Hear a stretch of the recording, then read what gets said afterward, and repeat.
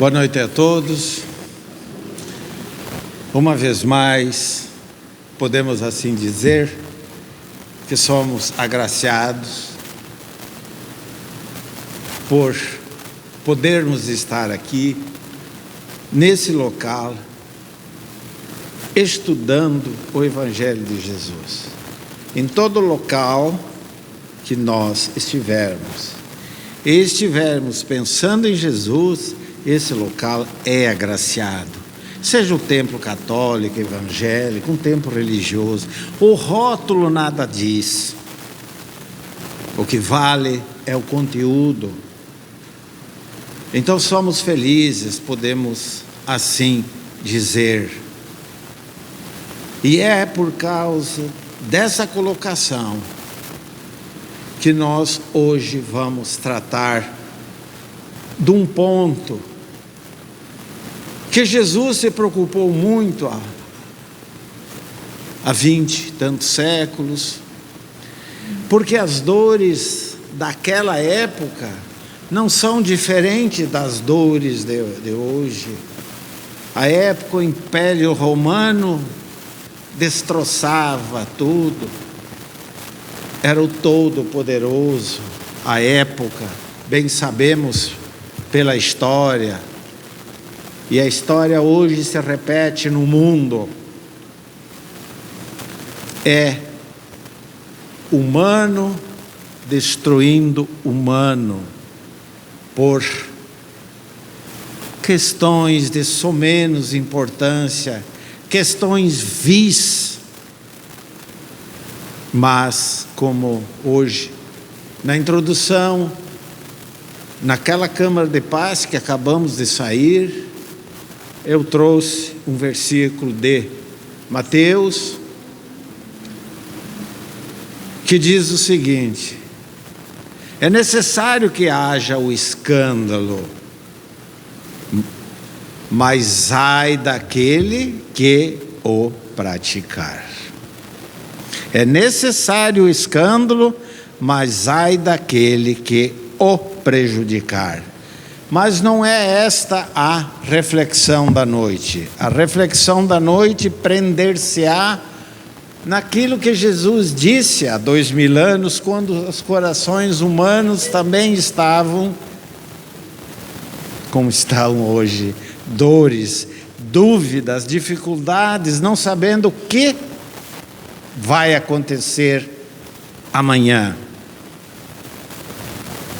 E Jesus, à época, disse, subiu ao monte e lá proclamou as bem-aventuranças. Bem-aventurado significa ser feliz. Bem-aventurado tal, seja feliz. Então hoje nós vamos apenas pincelar as bem-aventuranças. São 8. Dessas 8, apenas um toque. Vamos aprofundá-las em reflexões outras, com outros irmãos, eu. A primeira que Jesus disse foi: bem-aventurados pobres de espírito, porque deles é o reino dos céus. Disse Jesus, iniciando o sermão da montanha. Bem-aventurados os pobres de espírito. Jesus situou assim uma das virtudes, a meu ver, uma das mais difíceis de ser cultivada, a humildade. A humildade. Muitas vezes a pessoa diz: eu sou humilde. Pronto. Ele está provando que ele é orgulhoso. Porque a humildade, deixa ela, a humildade, ela, por si só, cresce, aparece. Não é necessário dizermos, eu sou humilde. A humildade, a ela que aparece, é como uma fotografia nossa. É certo que hoje, com a inteligência artificial, o feio fica bonito, o bonito fica feio. Mas não adianta. Não adianta no momento de você, entre aspas, tomar o banho e a água cair, lavar aquela crosta, vai para desaparecer tudo, você é o que é, e não aquilo que pensa que é. Então, muitas vezes, nós também vimos bem os pobres, aquela pessoa paupérrima, aquela pessoa que não tem nada, aquela pessoa que depende de tudo e de todos. Obrigado. Nós dizemos, mas essa pessoa é feliz. Ai, coitadinho, tá tudo. Nós vemos entre os desgraçados da vida pelas ruas e nós, ai, coitadinho.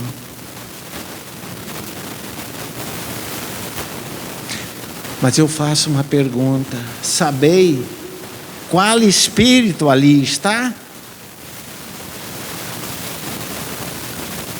Quem não sabe, quem não conhece a história da esposa de um César Messalina?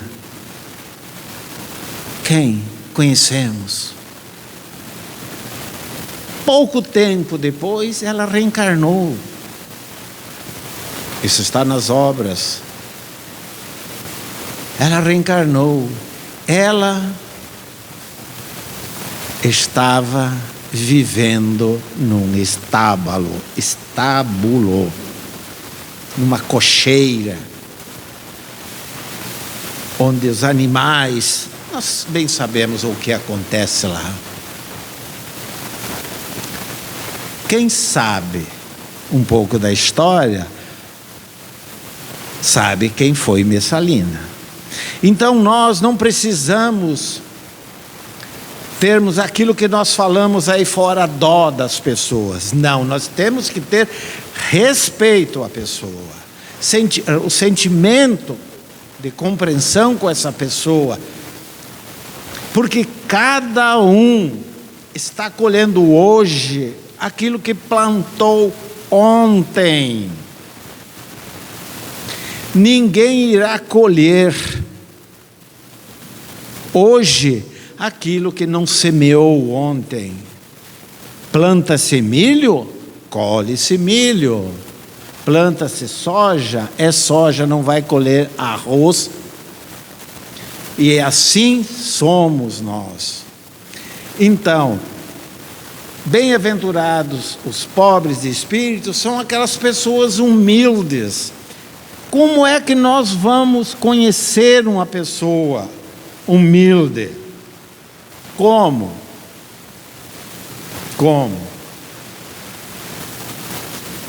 Vocês sabem que eu também não sei dizer como? Fiz uma pergunta e me engasguei. Eu não sei conceituar uma pessoa humilde. Então fica na dúvida. Jesus era humilde. Os apóstolos foram humildes após uma árdua lapidação. Quem foi Paulo de Tarso? Saulo de Tarso, para mais tarde ser Paulo. Como foi Pedro, pescador truculento, que olhava para alguém e era capaz de demolir.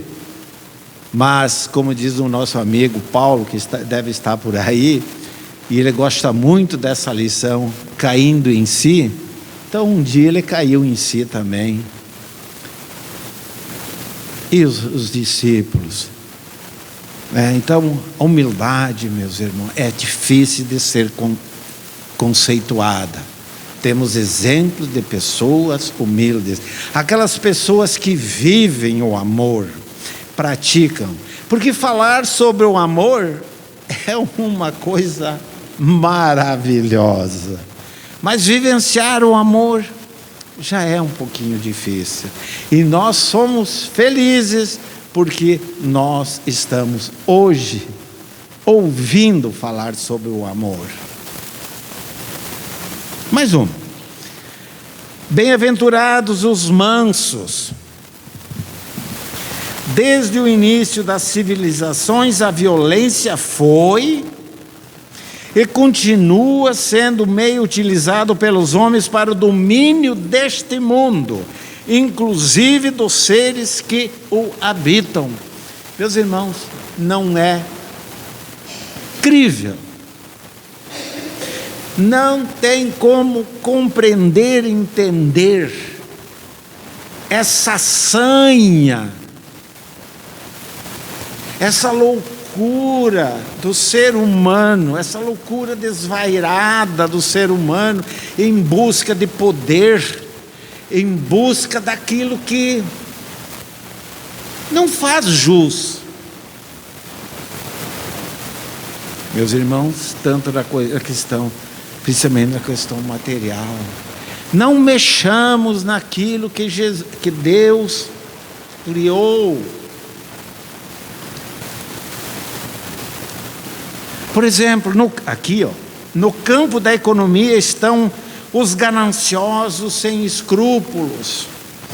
Mesmo nas instituições e nos recessos dos lares, homens que, para ocuparem os primeiros lugares ou poderem dizer, aqui mando eu, não titubeam, ou seja, não pensam duas vezes em constranger companheiros e tiranizar familiares, pondo evidência o espírito belicoso que o caracteriza, aquele espírito violento.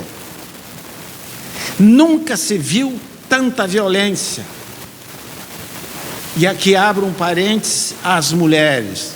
Aí está a juíza da violência doméstica. Ela já disse muitas vezes para mim, Sari, eu estou ficando louca.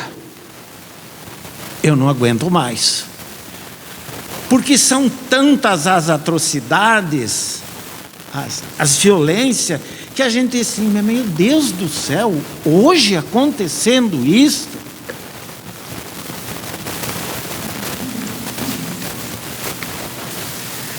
Nosso mundo, porém, está fadado. Ou seja, vai acontecer a passar por profundas transformações físicas e sociais. Então nós estamos vendo as transformações, os movimentos da Terra, desencarne em massa, 100, 200, milhares às vezes nos terremotos e assim por diante. Os acidentes ceifando vidas, torto e direito, me perdoa a expressão, mas é assim.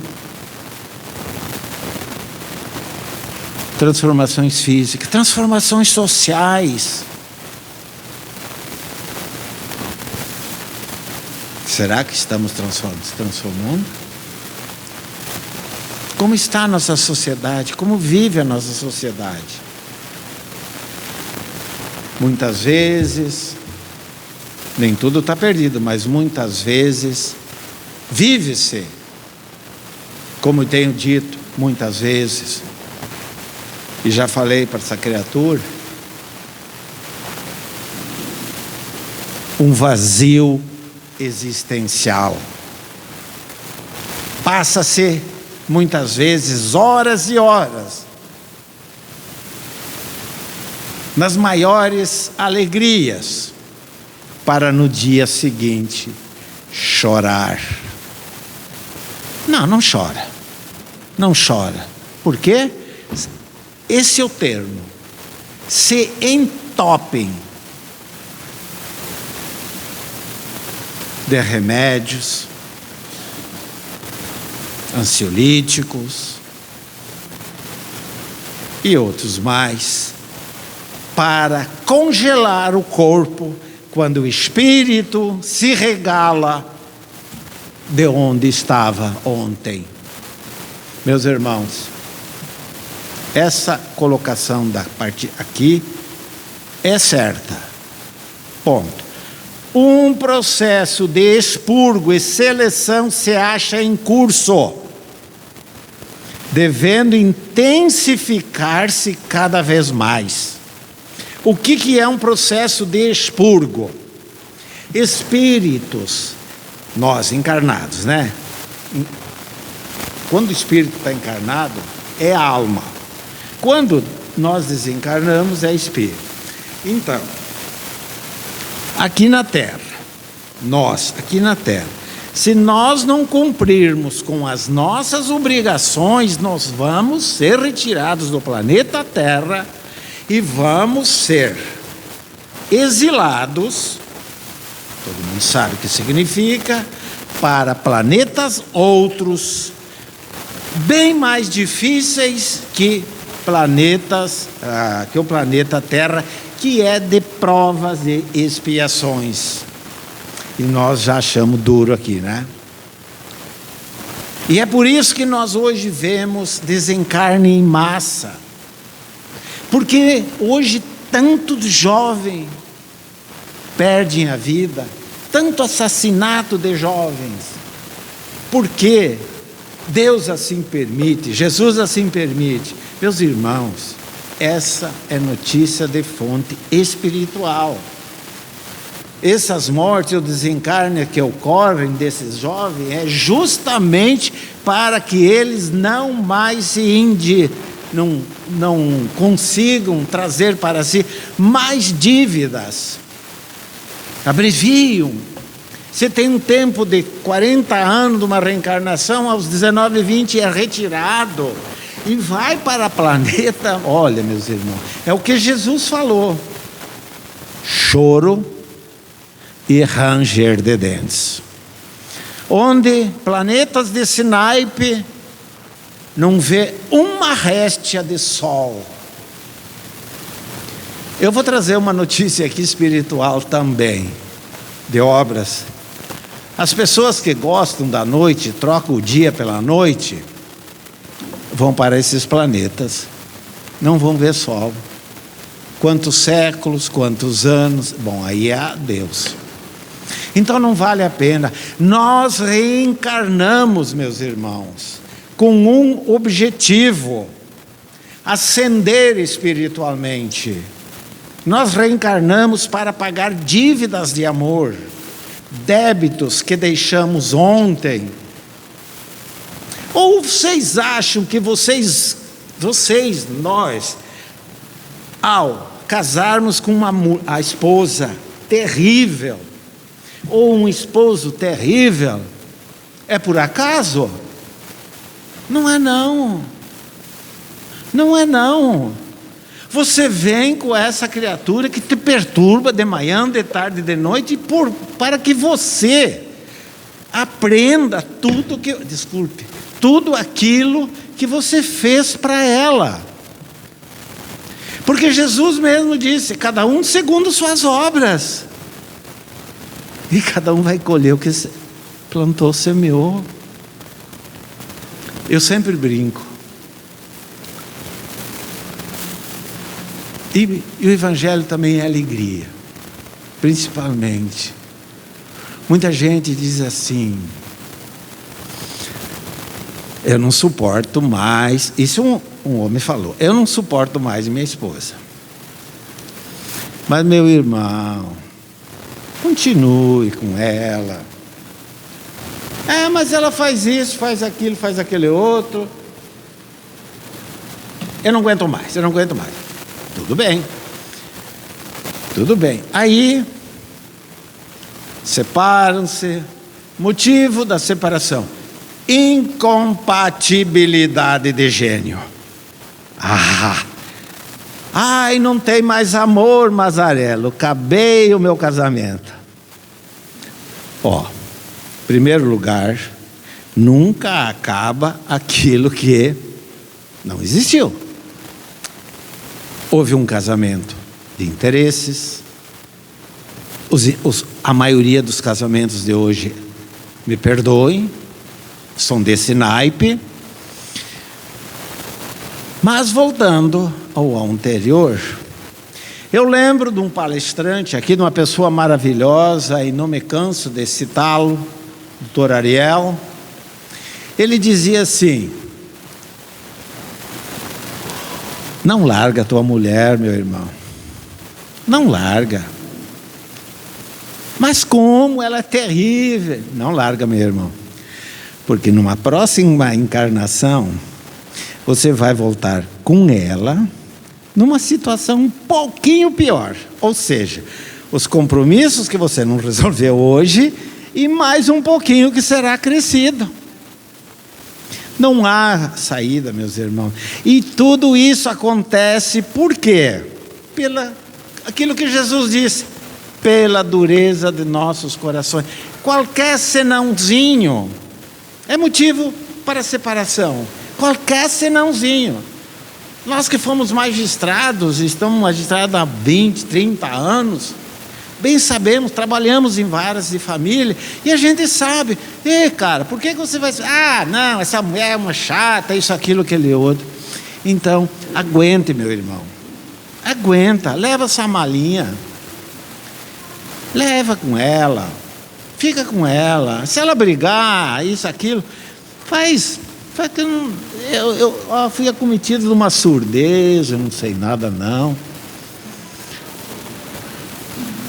Olha, meus irmãos, eu sempre brinco. É por isso que eu estou com uma criatura aí há 50 anos, não largo de jeito nenhum, porque reticência. Mas a Arela, sabe o que ela disse para mim? Olha, Luiz, bem assim, olha, Luiz, eu vou fazer tudo errado para voltar com ele. Isso é karma, né? Isso é karma. Mas brincadeira à parte, é a criatura da minha vida, pessoa maravilhosa, é uma irmã como outra, né? Eu precisava fazer essa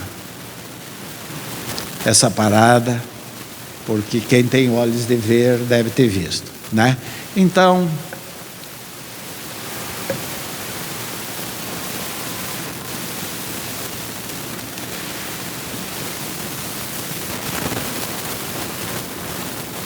por esse processo, o expurgo, né?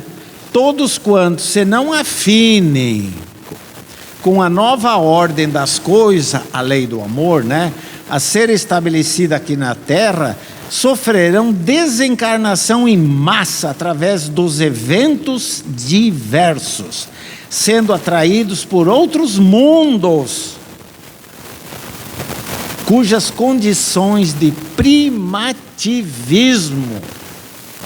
que é primativismo, meus irmãos, são milhões de anos aqui na Terra atrás. Se nós hoje achamos que é difícil viver aqui na Terra, imaginemos. Inácio Ferreira é um espírito de escola, já, pela pena de Carlos Bacelli, ele diz: ou nós vamos restar contritos, ou seja, ou vamos estar junto com Jesus, ou vamos ser, uma vez mais, comida para dragões. Bem-aventurados que choram. Será? Todos choram. Todos nós choramos. Mas se é assim, voltando, nós podemos... Dizem que todos choram, que a humanidade inteira geme sob o manto da dor, e que esse sofrimento é preço do pecado introduzido na terra pelos nossos primeiros pais. Ledo engano. Que enganação. Dizem que nós somos oriundos daquele casal, Adão e Eva. Adão e Eva tinham É 2 filhos, né? É isso mesmo? 2 filhos, Caim e Abel. Pelo orgulho, pela vaidade, Caim matou Abel. Portanto, tinha um casal, restou um filho, Caim. Caim foi expulso e foi morar em outras terras, tendo filhos. Quanta enganação, meus irmãos. Dizem outros que as dores e aflições deste mundo são o meio de que Deus se vale para experimentar a nossa fé. Meus irmãos, Deus não castiga ninguém.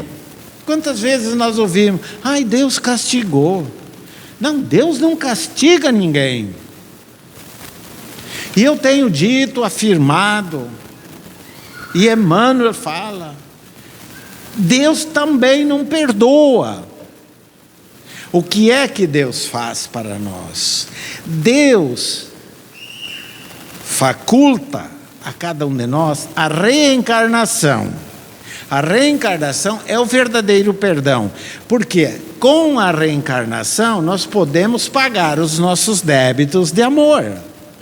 Então Deus dá a oportunidade para nós resgatar. Porque se Deus perdoasse, rapaz, o planeta estava maravilhoso. Bastaria fazer uma petição para Deus: ó, me perdoe, me perdoe. Mas não é fácil, não é um incentivo ao erro. Mas então, é uma pergunta que eu faço. Mas se é assim, por que um sofre mais que os outros? Continua chegando gente. Por que um sofre mais que os outros? Porque alguns vivem apenas algumas horas, enquanto os outros têm de viver 80, 100 anos conhecendo toda sorte de agruras. Porque uns nascem belos, saudáveis, enquanto outros nascem monstruosos. A resposta: quanto maiores tenham sido nossas quedas, ou seja, nossos erros em existências passadas, tanto mais enérgico precisa ser o remédio destinado a curar nossas chagas. Então, aqueles que muito sofrem são os que mais têm culpa a expiar. Então, quanto mais sofrimento aquela pessoa, mais culpa ela tem para pagar.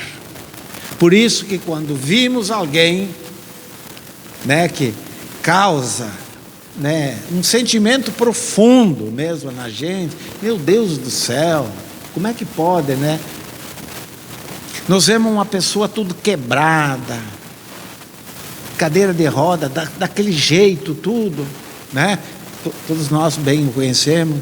Quem sabe o que ele fez? Mas um dos exemplos possíveis, ele se suicidou, se jogou embaixo de um carro, se largou lá de cima de um prédio. E tudo isso, essas questões que nós vimos aí. Para finalizar, disse Kardec que a Terra é um misto: escola, presídio e hospital. Escola para aprender a servir e não ser servido. Outro, presídio. O que é presídio? O presídio, o espírito, aqui nós encarnados, o espírito não quer ficar nesse corpo, e no corpo de qualquer um de vocês aqui, ele quer se mandar, porque aqui ele está preso,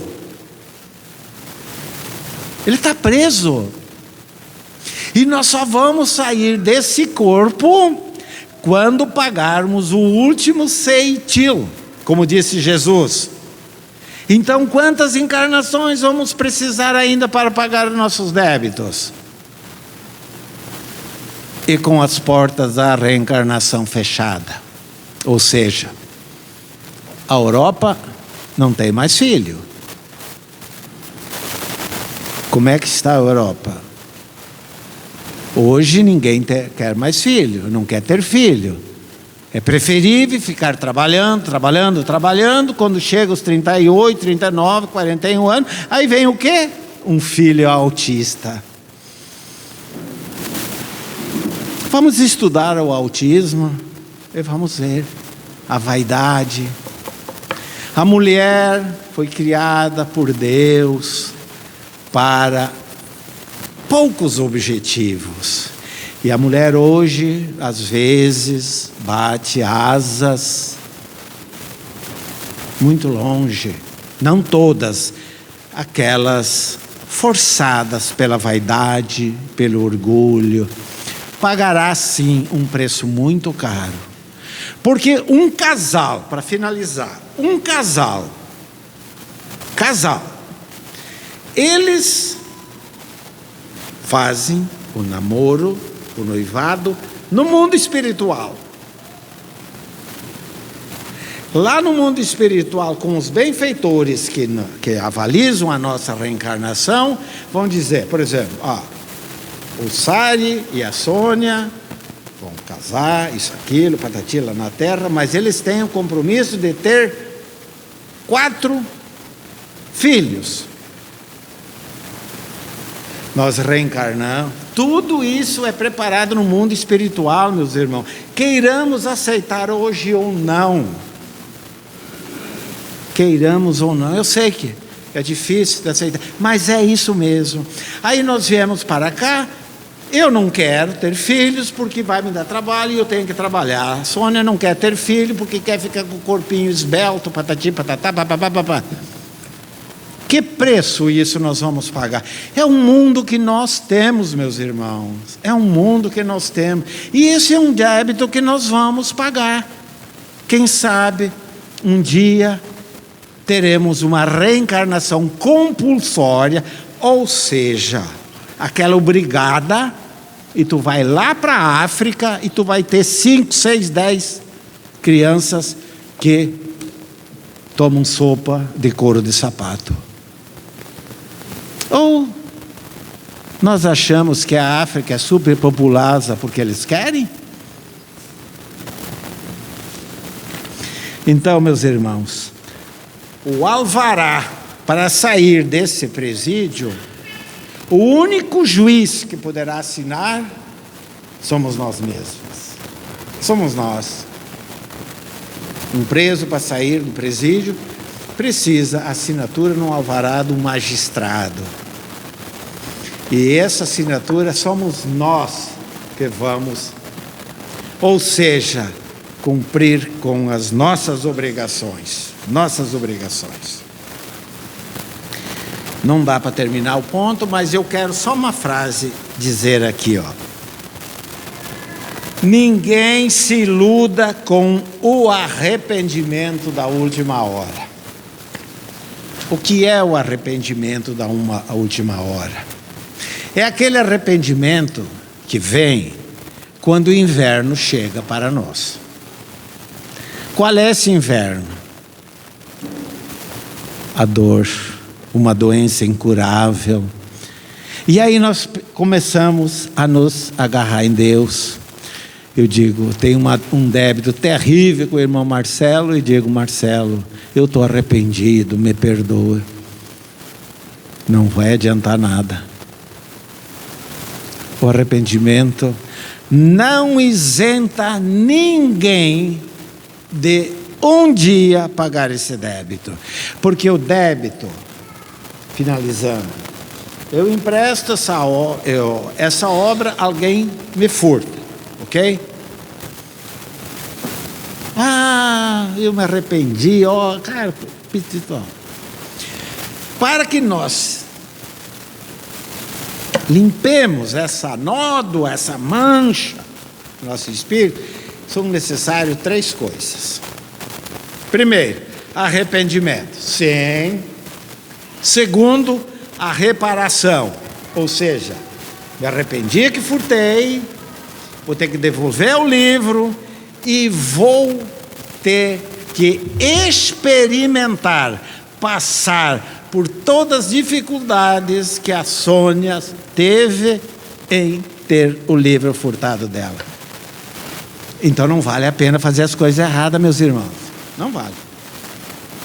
Então, bem-aventurados, felizes são aqueles que vivem a lei de Deus, a lei posta em prática por Jesus e tão recomendada pelos benfeitores que a todo momento estão nos nossos ouvidos falando: filho, cara, chega, né?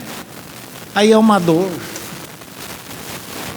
é uma perna que quebra, para poder esses 30, 40, 60 dias pensar.